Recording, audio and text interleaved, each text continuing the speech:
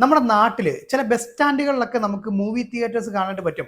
ഇപ്പൊ നമ്മുടെ തിരുവനന്തപുരം തമ്പാനൂർ സ്റ്റാൻഡൊക്കെ അതിനൊരു ഉദാഹരണമാണ്. നമ്മളിപ്പോൾ ഒരു സ്റ്റാൻഡിലേക്ക് പോയിട്ട് നമുക്ക് കുറേ സമയമൊക്കെ വെയിറ്റ് ചെയ്തിരിക്കേണ്ട ഒരു സാഹചര്യം വരുവാണെന്നുണ്ടെങ്കിൽ നമുക്ക് ആ ഒരു സമയം വേണമെന്നുണ്ടെങ്കിൽ ഈ സിനിമ കാണാൻ വേണ്ടിയിട്ട് ഉപയോഗിക്കാം. അതായത് പ്രോപ്പറായിട്ട് നമ്മൾ സമയം ഒന്ന് മാനേജ് ചെയ്യുകയാണെന്നുണ്ടെങ്കിൽ നമുക്ക് സുഖമായിട്ടൊരു സിനിമ കണ്ടിട്ടൊക്കെ വരാം.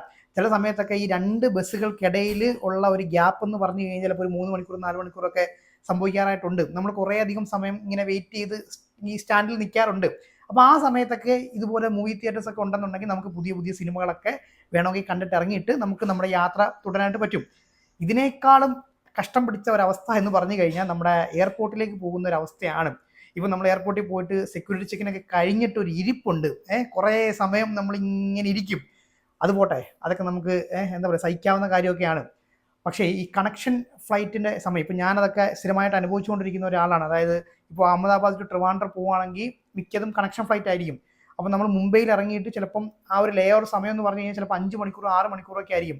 അപ്പോൾ അത്രയും സമയം നമ്മൾ ഇങ്ങനെ ഈ എയർപോർട്ടിൽ ഇരുന്ന് സമയം കളയണം. അപ്പോൾ നമുക്ക് വേറെ ചെയ്യാനായിട്ട് ഒന്നുമില്ല, വെറുതെ ഫോൺ നോക്കി സമയം കളയുക, അല്ലെങ്കിൽ എന്തെങ്കിലും വായിക്കുക. ഇതൊക്കെയാണ് നമുക്ക് ചെയ്യാൻ പറ്റുന്ന കാര്യങ്ങൾ പറഞ്ഞു കഴിഞ്ഞാൽ.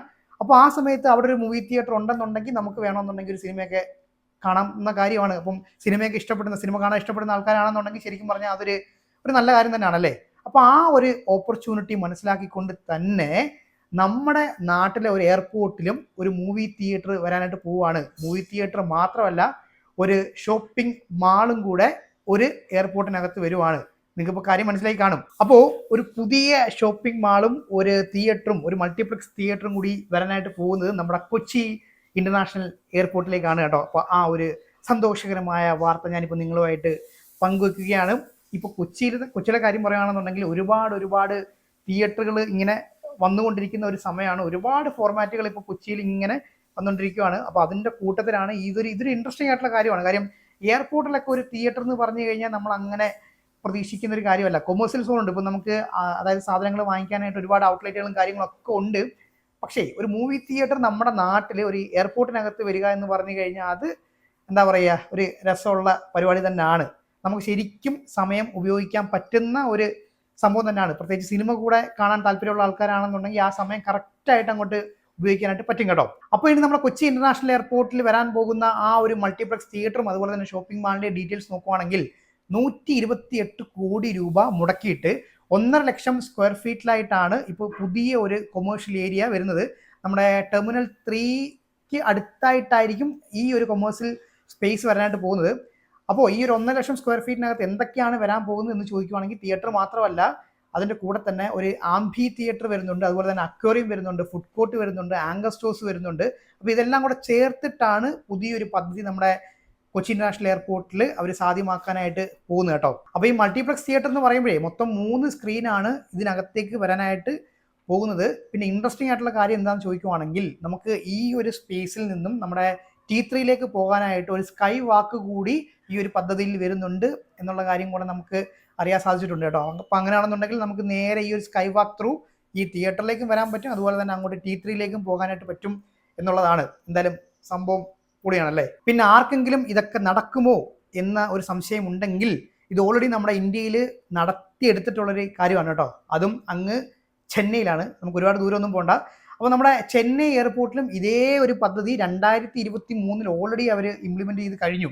അപ്പോൾ ആരാണ് അവിടെ തിയേറ്റർ പ്രവർത്തിപ്പിക്കുന്നതെന്ന് ചോദിക്കുകയാണെന്നുണ്ടെങ്കിൽ പൊതുവേ നമ്മുടെ ഇന്ത്യയിൽ ഈ വെറൈറ്റി സ്ക്രീൻസും അതുപോലെ തന്നെ പുതിയ തിയേറ്ററുകളൊക്കെ നമ്മളെ പരിചയപ്പെടുത്തുന്നത് നമ്മുടെ PVR തന്നെയാണ്. അപ്പോൾ അവിടെ ചെന്നൈ എയർപോർട്ടിൽ PVRൻ്റെ ഒരു PVR എയറോ ഹബ് എന്നാണ് ആ ഒരു തിയേറ്ററിൻ്റെ, മൾട്ടിപ്ലക്സ് തിയേറ്ററിൻ്റെ പേരെന്ന് പറഞ്ഞു കഴിഞ്ഞാൽ. അപ്പോൾ അവർ ഓൾറെഡി അത് ഇംപ്ലിമെൻറ്റ് ചെയ്ത് കഴിഞ്ഞു. അവിടെ മൊത്തം 5 സ്ക്രീനാണ് വരുന്നത്. ഈ 5 സ്ക്രീനിലും കൂടെ ചേർത്ത് മൊത്തം 1155 സീറ്റ് വരുന്നുണ്ട് കേട്ടോ. പിന്നെ നമുക്ക് സ്വാഭാവികമായിട്ടും വരുന്ന ഒരു ക്വസ്റ്റ്യൻ എന്ന് പറഞ്ഞു കഴിഞ്ഞാൽ ഇത് എയർപോർട്ടാണ്. അപ്പോൾ എന്തായാലും നല്ല ഒരു കഴുത്തറുപ്പൻ റേറ്റ് തന്നെ ഈ ഒരു തിയേറ്ററിൽ നിന്ന് വാങ്ങും എന്ന് നമുക്ക് തോന്നും. സ്വാഭാവികമാണ്. കാര്യം എയർപോർട്ടിൽ നമ്മൾ എന്ത് പോയി വാങ്ങിച്ചാലും അവിടുത്തെ ഒരു ചിലവെന്ന് പറഞ്ഞു കഴിഞ്ഞാൽ, അതായത് വെള്ളം വാങ്ങിയാൽ പോലും അതിൻ്റെ ഒരു റേറ്റ് എന്നൊക്കെ പറഞ്ഞു കഴിഞ്ഞാൽ അത്യാവശ്യം നല്ല പൈസ കൊടുക്കേണ്ടി വരും. അപ്പോൾ ഒരു സിനിമയൊക്കെ കാണാൻ കയറുമ്പോൾ നല്ല പൈസ കൊടുക്കേണ്ടി വരുമോ എന്ന് നിങ്ങൾ ചോദിക്കുകയാണെങ്കിൽ ഇപ്പോൾ നമുക്ക് ഈ ഒരു തിയേറ്ററിന് എടുക്കാം. നമ്മുടെ ഈ ഒരു PVR എയറോ ഹബ് ചെന്നൈ, അവിടുത്തെ കാര്യം നോക്കുവാണെങ്കിൽ അവിടുത്തെ മിനിമം ടിക്കറ്റ് ചാർജ് എത്ര നിങ്ങൾക്ക് അറിയോ? വെറും 57 രൂപ മാത്രമാണ്. ഫ്രണ്ടിലത്തെ ഒരു 2-3 റോയാണ്, അത് ക്ലാസിക് കാറ്റഗറി എന്നാണ് കൊടുത്തേക്കുന്നത് കേട്ടോ. അപ്പം കുഴപ്പമില്ല. എന്നാലും ഇപ്പം നമുക്ക് സമയം കളയാൻ വേണ്ടിയിട്ടാണല്ലോ. ഇപ്പോൾ 57 രൂപ മുടക്കി കഴിഞ്ഞാൽ നമുക്കിതേ അവിടെ പോയിട്ട് സിനിമ കാണാനായിട്ട് പറ്റും. പിന്നെ മറ്റ് സ്ക്രീനുകളുടെ റേറ്റ്, അതായത് മറ്റ് സീറ്റുകളുടെ റേറ്റ് നോക്കിയാൽ പോലും വലിയ റേറ്റില്ല. ഇപ്പം നമ്മൾ സാധാരണ PVR തിയേറ്ററുകളുടെ റേറ്റൊക്കെ അറിയാമല്ലോ, 180. നമ്മുടെ നാട്ടിലൊക്കെ മേടിക്കുന്ന 200 രൂപയ്ക്ക് മുകളിലൊക്കെയാണ്. ഈ റിലീസ് സിനിമകളൊക്കെ ആണെന്നുണ്ടെങ്കിൽ നല്ല കഴുത്തറപ്പ് റേറ്റ് തന്നെ നമ്മുടെ നാട്ടിൽ മേടിക്കാറുണ്ട്. ആ ഒരു സാഹചര്യത്തിലാണ് നമ്മുടെ ചെന്നൈ ഈ ഒരു എയ്റോ ഹബ്ബിൽ ഒരു 140, 160 ആ ഒരു റേഞ്ചിലൊക്കെയാണ് നമ്മൾ സാധാരണ PVRൽ കണ്ടുവരുന്ന തിയേറ്ററുകളെക്കാളും കുറവാണ് ഇവിടെ വാങ്ങുന്ന ടിക്കറ്റ് ചാർജ് കേട്ടോ. ആ ഒരു പ്രത്യേകത കൂടി ഈ ഒരു PVR എയ്റോ ഹബിനുണ്ട്. പക്ഷേ നമ്മുടെ കൊച്ചി ഇന്റർനാഷണൽ എയർപോർട്ടിലും ഇതേ പരിപാടി തന്നെ ചെയ്യുമെന്നുള്ള കാര്യം ഉറപ്പില്ല. കാര്യം കേരളം ആയതുകൊണ്ട് തന്നെ അത്യാവശ്യം ഒരു സ്റ്റാൻഡേർഡ് റേറ്റ് ഉണ്ട് ഈ പൊതുവേ തിയേറ്ററുകൾക്ക്, അല്ലേ? ഇപ്പോൾ 100 രൂപയിൽ താഴെ സിനിമ കാണാൻ പറ്റുന്ന സാഹചര്യമൊന്നും നമ്മുടെ നാട്ടിൽ ഇല്ല. ചില തിയേറ്റേഴ്സൊക്കെ ഉണ്ട്. ആശീർവാദിൻ്റെ ഏതൊക്കെയോ തിയേറ്ററുകളിൽ ഇതുപോലെ തന്നെ ഫ്രണ്ട് റോയിൽ ഒരു 80 രൂപ ആ റേഞ്ചിലൊക്കെ പണ്ട് കണ്ടിട്ടുണ്ടായിരുന്നു. അപ്പോൾ ഇപ്പോൾ നമുക്ക് കണ്ടു തന്നെ അറിയാം എന്തായാലും ഈ തിയേറ്റർ എന്തായാലും വരട്ടല്ലേ. 3 സ്ക്രീനോട് കൂടി മൾട്ടിപ്ലക്സ് തിയേറ്ററിൽ എത്രയായിരിക്കും ചാർജ് എന്നൊക്കെ ഉള്ളത് നമുക്ക് കണ്ടു തന്നെ അറിയാം. ഇപ്പോൾ PVRൻ്റെ ഇപ്പോൾ ലുലു മാളും അതുപോലെ തന്നെ നമ്മുടെ ഫോറം മാളിലും ഒക്കെ നോക്കുകയാണെങ്കിൽ അത്യാവശ്യം നല്ല റേറ്റ് തന്നെ വാങ്ങിക്കാറുണ്ട്. ഓക്കെ, എന്തായാലും വരട്ടെ, അല്ലേ? അപ്പോൾ ഈ ഒരു പുതിയ ഷോപ്പിംഗ് മാളും അതുപോലെ തന്നെ ഈ ഒരു മൾട്ടിപ്ലക്സ് തിയേറ്റർ നമ്മുടെ കൊച്ചിയിലേക്ക് വരുവാണ്. അപ്പോൾ കൊച്ചിയിൽ ഡോൾബി സിനിമ വരുന്നുണ്ട്, അതുപോലെ തന്നെ ഓൾറെഡി PXL ഉണ്ട്, ഇപ്പോൾ IMAX ഇപ്പോൾ റീസെൻ്റ് ആയിട്ട് വന്നിട്ടുണ്ട്. അപ്പോൾ അതിൻ്റെ കൂട്ടത്തിൽ ഈ ഇൻട്രസ്റ്റിംഗ് ആയിട്ട് ഇപ്പോൾ കൊച്ചി ഇന്റർനാഷണൽ എയർപോർട്ടിൽ ഒരു തിയേറ്റർ വരികയാണല്ലേ.